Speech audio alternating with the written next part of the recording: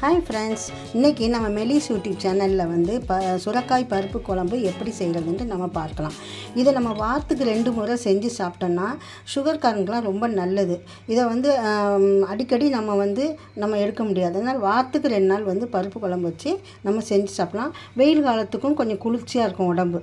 இதை வந்து நம்ம எப்படி செய்கிறதுன்ட்டு நம்ம பார்க்கலாம். வாங்க வீடியோக்குள்ளே போகலாம். இது ஒரு கிண்ணத்தில் வந்து நம்ம என்ன செய்யணும், சுரைக்காய் எடுத்து ஒரு கிண்ணத்தில் வச்சுட்டு 3-4 சின்ன வெங்காயம், ஒரு தக்காளி, 4 பச்சை மிளகாய், ஒரு 3-4 பூண்டு பல் அதையும் எடுத்து ஒரு கிண்ணத்தில் வச்சு வேக வச்சிடணும். தனியாக வேக வைக்கணும். ஏன்னா பருப்போட வேக வச்சா ரொம்ப குழஞ்சிடும், டேஸ்ட் வந்து இனிப்பாக இருக்கும், நல்லா இருக்காது. பருப்பை வந்து தனியாக வேக வச்சுருக்கணும். இப்போ நம்ம வேக வச்சுட்ட பிறகு என்ன செய்யலான்னு பார்க்கலாம். வாங்க வீடியோக்குள்ளே போகலாம். சுரைக்காவை வேக வச்சு எடுத்துகிட்டு வந்துட்டோம் பாருங்கள். குக்கர்லேயும் பருப்பையும் வேக வச்சிட்டோம். சுரைக்காவை வேக வச்ச சுரைக்காவை இதில் கொட்டிடணும்.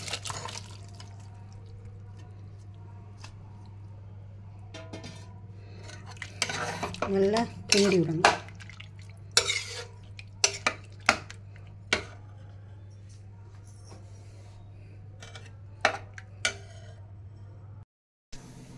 இப்போ எல்லாத்தையும் ஒன்றா கலக்காச்சு. கோலி உருண்ட அளவுக்கு கொஞ்சமாக புளியை கரைச்சிட்டு கொஞ்சமாக ஊற்றணும்.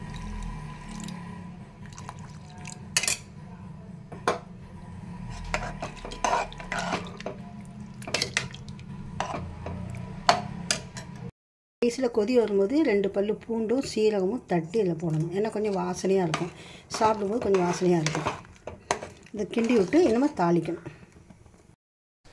தேவைக்கேற்ற நம்ம உப்பு போட்டுக்க வேண்டியதான்.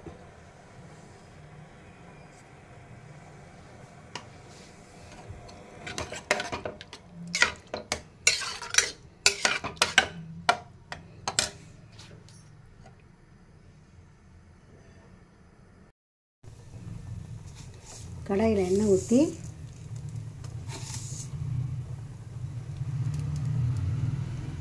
கடுகு போட்டு கடுகு பொரிஞ்சதும் காஞ்ச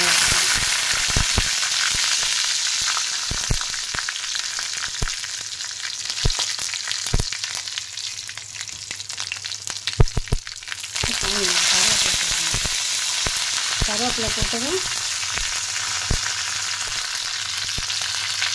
வெங்காயம் போட்டு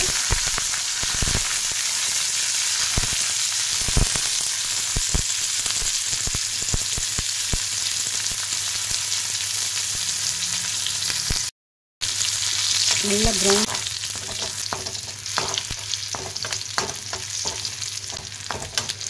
எண்ணெயில் கடுகு, காஞ்ச மிளகாய், கருவேப்பிலை எல்லாம் போட்டு நல்லா வதக்கி, வெங்காயம் நல்லா வதக்கி அதுக்கு பிறகு என்ன செய்யணும், அதில் தாளித்து கொட்டிடணும். அவ்வளோதான்.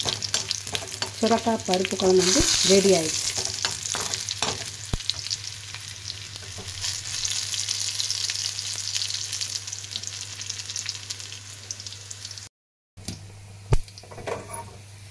இதை கொட்டிடணும்.